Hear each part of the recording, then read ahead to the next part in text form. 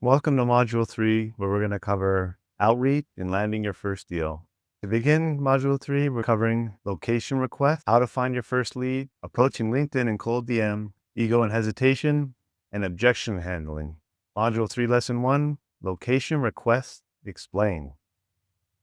At Vending Village, we receive location requests from vending operators every single day. They're sharing who they are, the location in which they service, and the machine type they're looking for locations. They also share their budget. We've compiled all these location requests into one Google Sheet, which we share with you, so that anytime you can pick a new request and go out and target that area. You can do it on your own. We will help provide scraped lists. You can take these requests and they're available at any time and to go out and tackle. The beautiful part about these requests are that it's a strong indicator that an operator is ready to buy.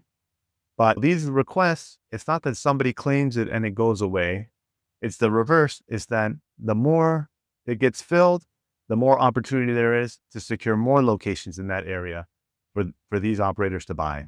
That's just a quick explanation of how location requests work. To clarify, a vending operator fills out a location request and it's sent to us, in which we share with you directly right away. So as soon as it comes in, that means there's an operator who's ready to buy. If you go look in that area and secure something, we'll send it directly to the operator to buy it. And we're going to send it to every other operator in that area as well. That's how location requests work at Vending Village.